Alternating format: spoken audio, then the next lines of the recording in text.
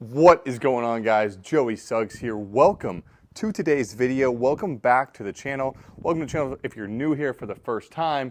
And today we're talking about one of the most essential things for supplemental workouts on your leg exercises if you have a home gym, and that is a really good leg curl leg extension machine. So behind me, I have two of the most popular options on Amazon that I was able to find for around the same price for a plate loaded leg curl leg extension machine. Both these are around $300 to like $350. And I've been using both of them for quite some time now. So in this video, I'm gonna run you through the pros and cons I found with each one, which one may work better for you depending on that, my personal opinion on which one I'm gonna keep, and hopefully this video will help you out in making a decision. If you do find anything useful, make sure to 1, press thumbs up button. I promise it helps out more than you know. 2, I'll leave these linked down below. I paid for both of these myself. These weren't sent to me. This is not a sponsored video. Nothing in this video is sponsored. So if you do purchase off those links, I probably will get some sort of commission off of Amazon.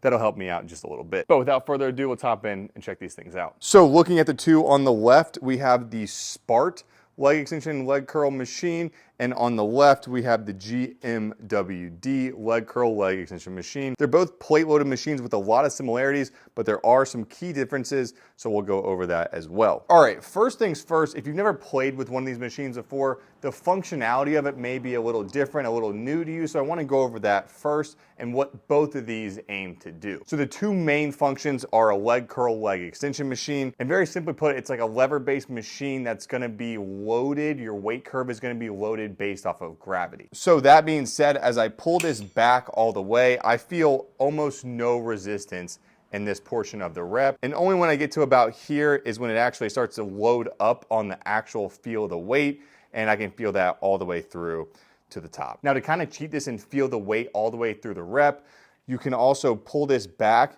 and bring this forward just a little bit, and now we're starting with the weight at this part of the rep. The weight's already in the line of gravity, and so you're able to feel it a lot better. Now, something both these machines come with is a little pin that you can put in a slot here, and it's just supposed to stop the weight so it doesn't go past a certain point. I haven't used the pin on either of those machines. I don't really think they're necessary. Just tossing that out there. So this is how you would do your standard leg extension. Now, if I want to change into a leg curl, it's also pretty simple. This just comes up. Then they both have different designs for a thigh pad, but there is a thigh pad included with both.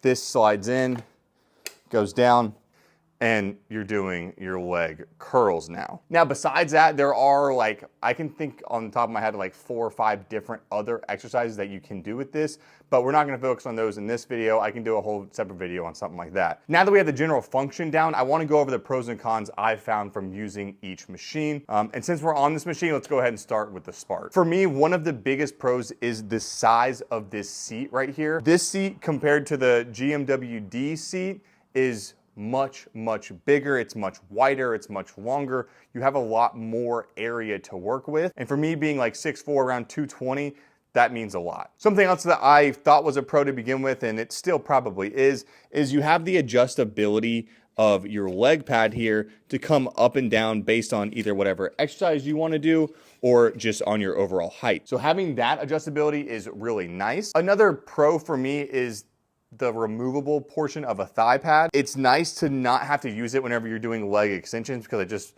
doesn't need to be there, right? The force is coming down, pressing your thighs down. Some people like it there, but for me, I'd rather just have it removed. So something else that is a pro, it also kind of causes a con, but is the placement of the wheels. Having them on the front leg here, the wider leg, makes it a lot more stable when you're trying to wheel this thing around.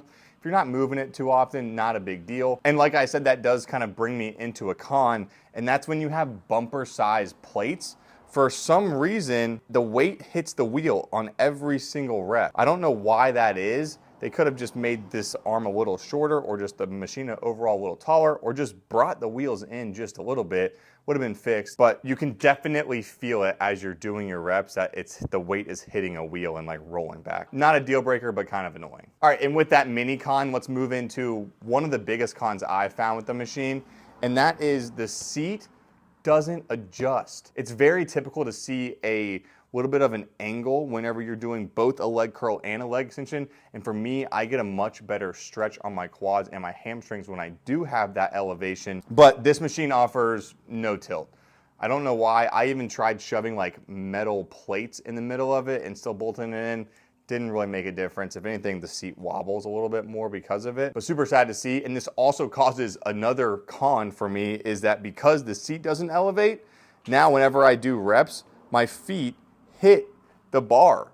Like I have to either take my shoes off, and even then sometimes my feet hit, but I mean, I can't get a full range of motion rep because my heels just hit the bar. If I scoot way back and like really try and not hit it, I can sometimes do it, but if I'm not thinking about it, I'm gonna hit myself in the heels every single time. And something I mentioned earlier that I said it could be a con is the way this locks in, your leg pad locks in, it leaves a little bit of play when you add a decent amount of weight to this. Right now it's only at 35 on here, but when I add a 45 and then another 35, you'll see when I'm doing reps, there's a lot of bow in the leg pad, which means one leg, specifically the left leg, will always be doing more work than the right. So that's super annoying, knowing that every time I use the machine, I'm gonna be working one leg more than the other. And over time, over years, that can definitely make a difference. And then last con, it may be kind of nitpicky, but it has to do with the thigh pad. Like having to put it in and out every time is kind of annoying. And I'm not saying every time like you want to switch into a leg curl, you have to take it out after every set of doing leg curls. Let me explain. So to get into the leg curl, it can't be in. You have to set both legs over, then put it in, lock it down, do your sets, do your reps, and then I can't get out. Like the only way I can get out is if I pull it all the way out, and then I can get my legs out. And then when I go to do my next set, I do the process all over again. It's definitely a different way of doing it than what's over here, and I like this way much better. But that's pretty much everything as far as the pros and cons go. One thing I'll mention about the similarities between the two machines, they both function as they should, besides the small pros and cons here and there. There's no like stability issues I've seen with either one. Both of them come with an area to kind of load the back end of the machine, either as weight storage or stability. But in my opinion, the stability part isn't really needed at all with either machine. They're both pretty good there. And then another thing I'll say about both machines, comparing them to each other, is that the GMWD is just a little bit smaller overall footprint in just about every dimension than the Spart. So if you're in a super confined space, it might make a difference. If not, probably won't make a difference. But that's all for the Spart machine right now. Let's hop over to the GMWD. All right, now as I get myself settled in here, you'll notice something probably right away, and that is that I'm at an angle. This seat, although it is smaller than the seat over here, does offer 3 different levels of adjustability and angles, and that makes a really big difference. Another thing that differs from the Spart, but I don't think is a con, is there isn't adjustability of the leg pad, but it does swivel, so it always kind of finds its right place for the most part. I do wish it locked, but it does a pretty good job of swiveling into the right position as you're doing each exercise. For an example here, we'll do a leg curl. So same way here, I can kind of load it back, and then I'm coming up. You can tell it just kind of swivels into the right spot as I'm doing the exercises. And because of the adjustability of the seat, I'm in no way, shape, or form gonna hit my feet on the bar as I'm doing the movements. And for the most part, the seat stays at the highest adjustment point for everything that I'm doing. And another point on the leg pad, because it is fixed, it doesn't have as much flex. It still has a little bit, but it's very minor compared to what's on the Spart. Whenever I'm doing the movements, the workload is much more evenly spread between both legs. Okay, the next pro has to do with this right here. And is it perfect? No, but I think it's a better implementation than that. It's very similar to what you'd be used to in normal gyms. It's a pop pin that you can lock into position and do your exercises. And it's nice that this can be done with pretty much one hand, so you're not having to use both hands. And when you're trying to do leg curls, it's much easier to get in and out of the movement, because you can just come in here, do your exercises, and then when you're done, lift it up and you're out in no time. There's not a lot of like putting stuff back and everything else like that. And that's pretty much it for the pros. Like I said, it's slightly smaller, so if that matters to you, that'll help out just a little bit. And into the cons, this one's kind of a small one as well, but the wheels are not in the way of the weight, so that's nice.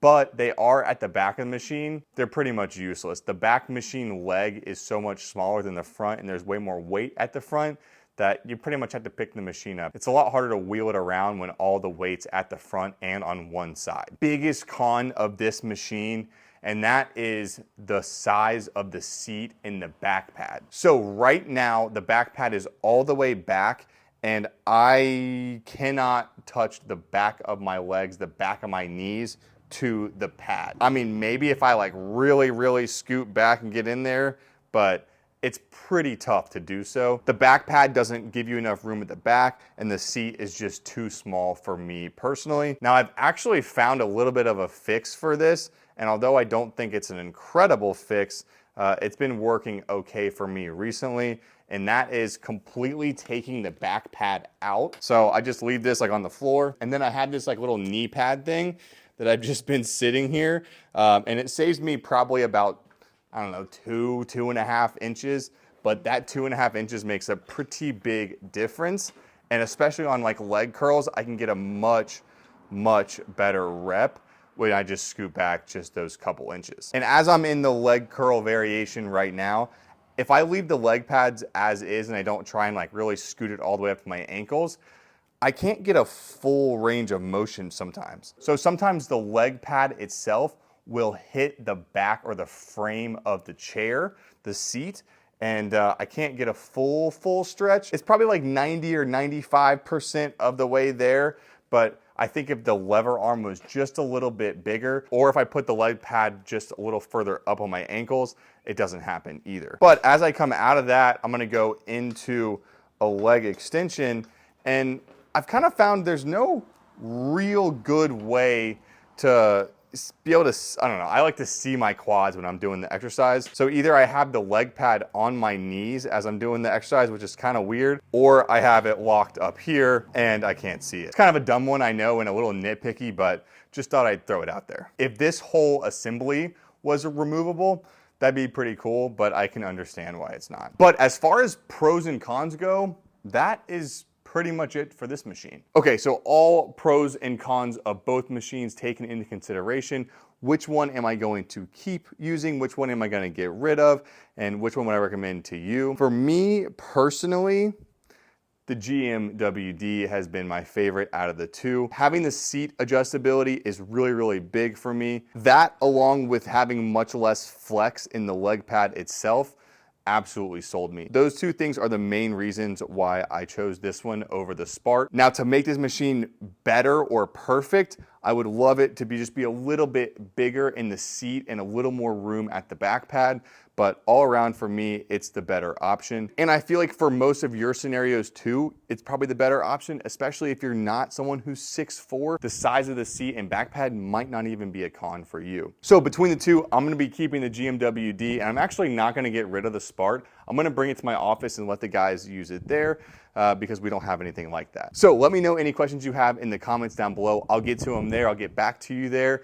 But for me, I've enjoyed my time with both of these. I'm excited to get one of them out of here so I can start building some new stuff out. But for this video, I hope you enjoyed it. Press thumbs up button if you did, and I will be seeing you shortly in the next one. Peace. This the anthem. If you rockin' with it, put your hands up.